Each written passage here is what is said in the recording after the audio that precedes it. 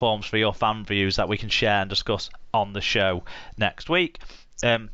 Don't forget, of course, to subscribe in whatever podcast app you're listening to us on, and leave a rating and review if you can as well, to help boost the show and make sure you never miss an episode. Okay, that's the introduction taken care of. We're now going to move into, unlucky for some, round 13 Super League match reviews.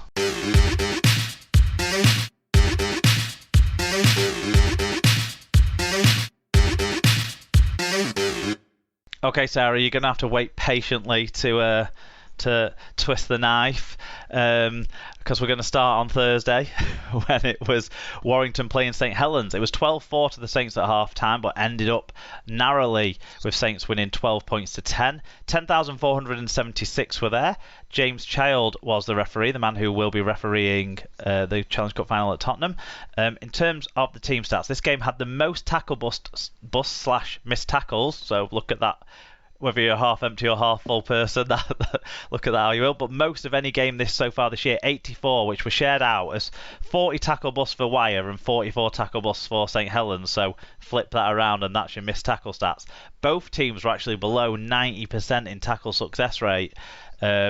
But didn't stop it being an entertaining match. St Helens made more metres at a better average gain, but also gave up more errors, more penalties, and Warrington actually made 4 breaks to only 1 by Saints, but it ended up 2 tries apiece. Yeah, so individually for St Helens, Tommy Makinson made the stats lineup with 1 try, 176 metres. Alex Wormsley with 1 try, 5 tackle busts and 155 metres. Mark Percival with 170 metres and Jack Wellesby with 8 tackle busts and 138 metres.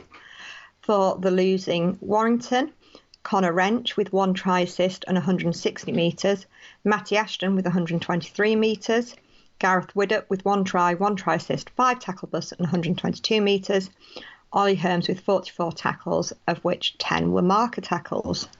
Into the fan views, Mike Webb 58 said, great to see the Guard of Honour at the start from members of the Saints and Wires Foundation for Mental Health Awareness Week. All foundations do some great unsung work in their communities. Yeah, of course, it was tackle the tough stuff around, wasn't it? Some great stuff coming out across the RFL social medias as well, and on the websites and stuff, with people giving their stories and being open and talking about that sort of stuff. Really positive, that sort of stuff. It would be remiss of us not to mention that, so thanks Mike for calling that out in the first fan review we get to. And he says, however, as a result, I found myself sat at the wire end. So a review from the enemy trenches. Saints were offside at every play of the ball and never passed the ball backwards. Behind the post is by far the best angle to judge these decisions. Saints only managed to score from a rah-rah scrum and a prop resorted to a cut-out pass.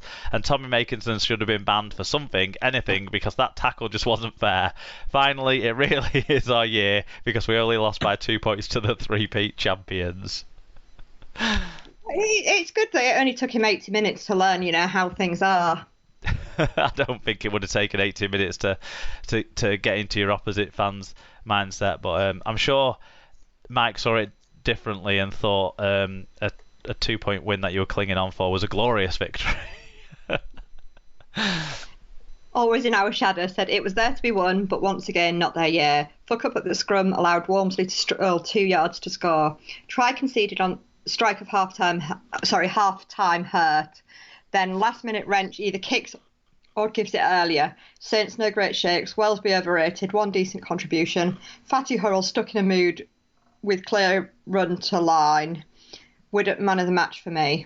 I maybe meant stuck in mud, but either way is quite funny. So the typo has played out well there. Esther said, Warrington tried really hard and could have won if Wrench was faster or a better passer. Both bomb chances. How do Saints always score right on half-time? Wellesby was rubbish. That's taking what Always in Our Shadow said a step further, and I think a step too far. But yeah, Makinson was man of the match. I don't know why Wellesby got it. Lee Whitnell said, exactly the kind of performance we've been looking for all season, and despite the loss, the fans showed their appreciation for it. Saints scrum try should have been disallowed on technicality. At no point was the scrum locked on their side. It was a fucking shambles. And the Makinson try was easily preventable, but otherwise we were solid and threatening. More of the same, please.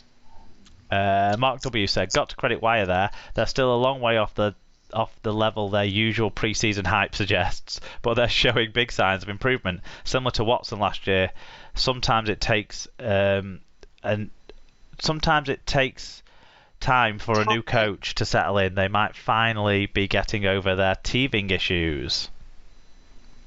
SL Review, who is NRL Review's cousin. No, it's the same person, but go on.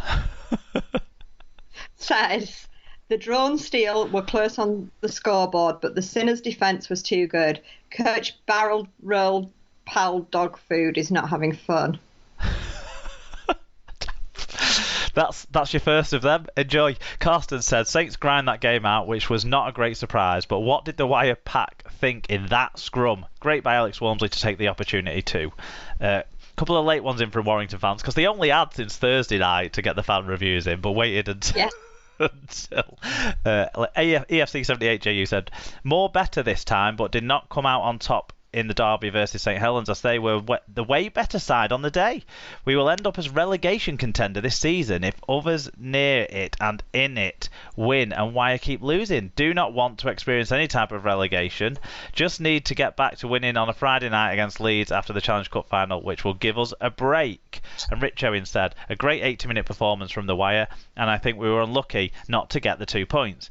It was good to see we were unluckily 12-4 down. It was good to see when we were unluckily 12-4 down, we fought back instead of panicking and crumbling like we have been doing recently, and we could have nicked it right at the end. Thought Widdop was particularly good at fullback, and with Wrench and Ashton also excellent. Rhino's up next. Big game. Come on the Wire. Bit of a mix across the board there, weren't there? What did you make of this one? So, in unprecedented move, I actually took some notes. No way. Because I know it's shocking, isn't it?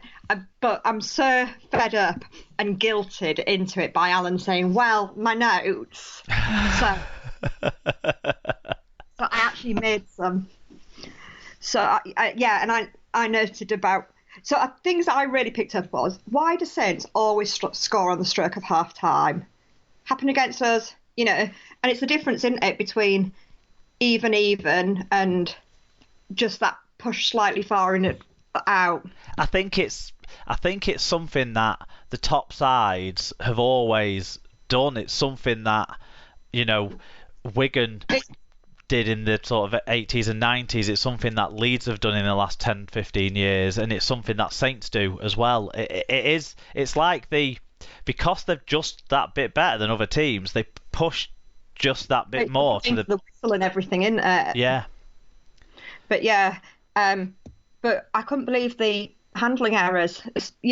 I noted down that the first 4 sets, the handovers were all not at the end of the sets. They were all because of errors. Yeah. Yeah, I've got that too. Yeah. I've kind of questioned. It was great that it was a competitive game, but the reasons it were competitive were partly because Wire's defensive attitude and line speed did feel better from the start of the game and kind of throughout. And I don't know if that played a part in Saints' sloppiness. Surely it probably did a little bit. But we can't hide from Saints being really off with the ball and their errors and mistakes, especially in the first half in particular. That had a big impact on this game being so close as well, I thought. Luckily, I think for them, they made a lot of their errors, or whatever, positively for them. They made a lot of their errors close to the Wire line, like in Warrington's half, whereas Wire decided to make their own errors close to their own line with that scrub. So, The irony of that was I'd just gone, I think to put the kettle on or something at that point. So I came back and they'd scored. And then everyone's talking about this ridiculous try and all the rest of it. And it took me till yesterday watching the Super League show to actually see it. Oh, of course, because when you're watching it on Sky Go, you don't get to rewind it the same. No, it's not as quick and easy, is it, on your phone? Down for a scrum. I've got time to go and make a cuppa. Oh dear. Well, Yeah. it was a big error that by Warrington, but lots of people talking about how it's good to see a team push at the scrum because it might stop teams doing the thing where they hold the ball in the scrum, because no one seems to like that rule, but everyone seems to do it.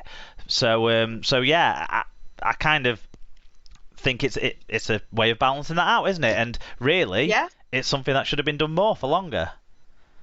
Yeah, and There was a rule that you and Alan were talking last week, wasn't there? Maybe it was even this rule about, how teams, there are rules like the passing from dummy half into a player that then had to get changed because teams were cheating at it.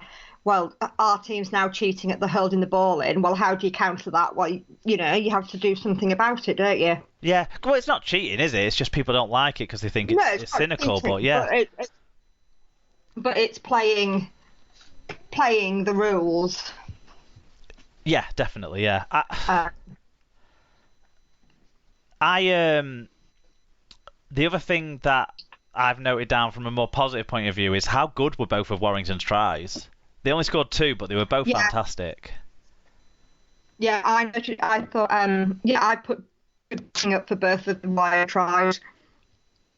Both nice tries, and I agree with, was it always in our shadow talking about, Wrench either has to kick it or give it earlier to be in with a chance of getting another try, but I thought he was very good. Yeah, I loved that he backed his pace for the Widdop try, that he backed his pace and went round the outside on that one. And also, in both of the tries, because Widdop and Williams were the people who scored them, but they had a role to play in the other parts of the tries as well. Williams started off things in the play for Widdop's try, and Widdop started off things in the play for Williams's try. It seemed like people were saying it was Widdop's best game for Warrington. It's hard for me to say that I haven't seen all of his games. People were also suggesting it might be Williams' best game for them too. What I know that I can say is it's the best I've seen them play together in a Warrington side. So maybe the change of position. Yeah. So they probably have better individual performances when the other player has been missing, either literally or figuratively, to be honest. But both on the same pitch, this positional switch seemed to actually help them both kind of do their jobs better for the team. Yeah. Yeah, no, I think it did seem to work for them, didn't it? The other thing I've got noted down is just about Tommy Makinson. I mean, he scored pretty typical St Helens and Tommy Makinson try, the one on the stroke of half time. Credit Parsley, by the way, for that amazing pass. I have to say, he's got more going on in his game this year. He's playing better than I expected from him. So credit to him there. But in terms of Makinson, not only did he score that try and all the other meters and all that he did, he nearly stopped the Widdop try. He got over to tackle him, but it was just too late, really. And then he did obviously save that try at the end and save the game, really, with that tackle on Conor Wrench there at the end. So you gotta call out how great that defensive play was by Makinson, and to me that was the defining moment of the match. That was what won the game. That should have been rewarded with a Player of the Match award to me. I thought he was great again, and it's great to see an England player doing great things. Yeah, no, I mean he was doing it both ways, which is really good, isn't it? For sure, yeah. Did you have anything else in your notes? Oh, that was the extent of my notes. That's fine. I think we've covered it. I think we've covered the key points. Okay, some bits of news story to cover then. So Warrington coach Darryl Powell has confirmed that Josh Charnley will leave the club at the end of the season upon the expiry of his contract. He'd been left out the side, hadn't he? Wrench has been picked ahead of him in this game, for example. So the writing was kind of on the wall when that, with decisions like that as well, recently getting overlooked. But Charnley at, how old is he, like 31, 32 maybe? The oldest, 32? It seems like he's still got something left to give. Do you think he should get another Super League contract, shouldn't he? I'd have thought so. I've heard rumours that Lee are after him, but I don't know how much is in that. For everyone out there. That's the point, isn't it? Where do they fit him in what is already a ridiculous side that they've got? I suppose next year they won't be able to have as many Aussies as they've got, so Yeah.